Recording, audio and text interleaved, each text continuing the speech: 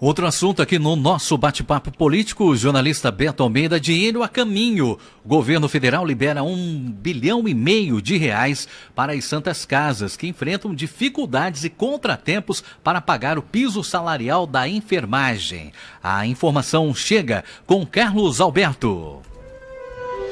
O governo federal liberou R$1,5 bilhão para dar fôlego a 3.288 santas casas de saúde de todo o Brasil.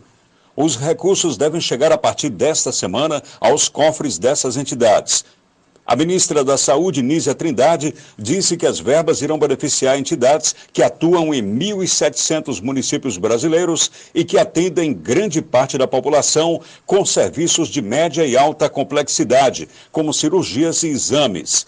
Segundo ainda a ministra, muitas dessas instituições são hospitais de ensino tradicionais para a formação de médicos e outros profissionais da saúde. Os dados cadastrais do governo federal mostram que, atualmente, 60% dos atendimentos em internações de alta complexidade pelo Sistema Único de Saúde são feitas por hospitais filantrópicos. Para a ministra Nízia, os novos recursos são fundamentais, mas ainda insuficientes diante do endividamento das entidades. Ela pediu ao presidente Lula apoio junto à Caixa Econômica Federal para a gestão do crédito ao setor. O dinheiro chega aos hospitais filantrópicos em meio à expectativa sobre o pagamento do piso salarial de 4.750 dos profissionais da enfermagem. As entidades que congregam os hospitais filantrópicos alertam que, sem a ajuda do governo federal para pagar o piso salarial, as demissões serão inevitáveis. Com informações do Ceará agora, Carlos Alberto. Bom, a gente já fala tanto dessa questão, né, do piso salarial dos enfermeiros de todo o país, e isso divide muito.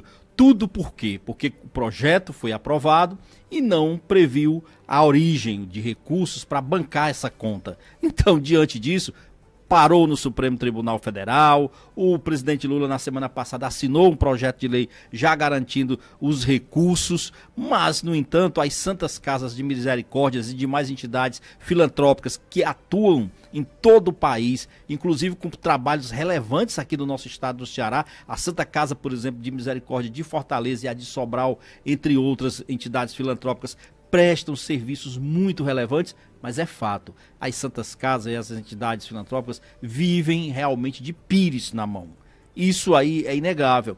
Por isso que vem essa ajuda de liberação de R$1,5 bilhão para bancar o pagamento do piso salarial dos enfermeiros, que é lei, que está agora na Constituição, que isso não se discute, mas tem que encontrar formas de financiar o pagamento desse piso. A gente entende o seguinte, que as santas casas, de fato, precisam sim dessa contrapartida social. As prefeituras, por sua vez, chiam, porque diz que também isso vai comprometer muito o orçamento delas. Mas isso é outro ponto que já está sendo atendido dentro desse projeto que foi assinado na semana passada pelo presidente Lula. Quem também não gosta nada desse piso são as entidades privadas, os representantes de hospitais públicos, privados, porque diz que isso também vai comprometer. Aí também já é demais. A iniciativa privada tem como bancar essa conta de forma muito tranquila, Marcos. E com certeza eles vão repassar aí para o consumidor, né, Beto? Como sempre, Marcos, como sempre. Imagine você o seguinte,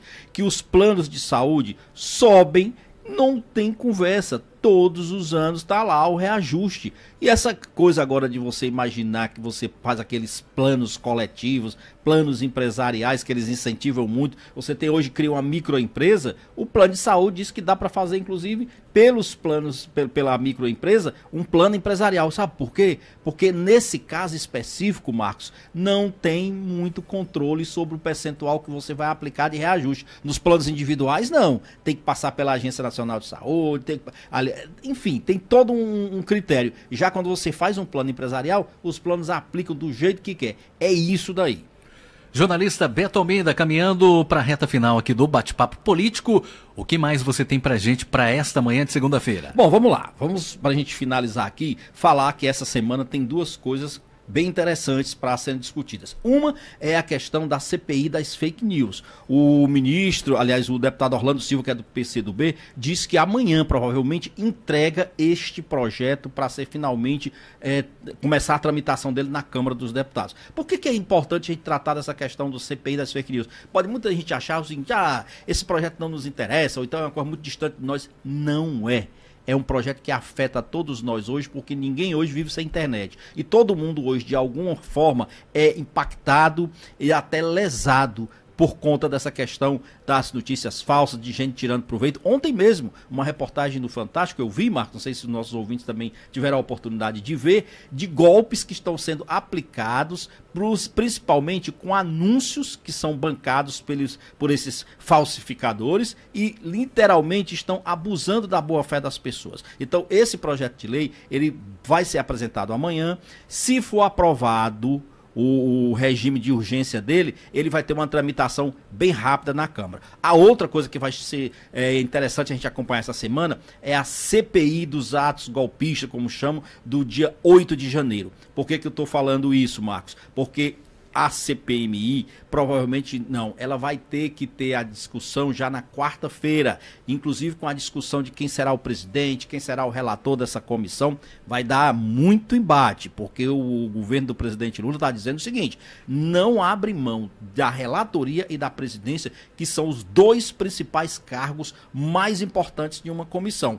Já o pessoal da oposição, notadamente o PL e os demais partidos que apoiaram o ex-presidente Bolsonaro, diz que, como o autor do projeto é um deputado do PL, o cearense André Fernandes, eles dizem que querem ter sim a indicação de uma dessas vagas, ou presidente ou relator. Vamos aguardar, porque quarta-feira vai ter muito embate em relação a isso. E aí, Marcos, vamos falar sobre as chuvas, só para a gente encerrar agora, dá tempo? Vamos lá, lembrando que a previsão da FUNSEMI é de pouca probabilidade de chuva no estado para esses próximos dias, e a gente já vê aí nesse relatório das chuvas das últimas 24 horas. Exatamente, também. Aqui o Domingos Távora, como sempre de forma muito diligente, nos passou, e a gente já viu aqui que foram poucas, né, localidades com chuvas registradas e sem uma elevação muito forte, sem uma precipitação muito forte. Mas vamos lá.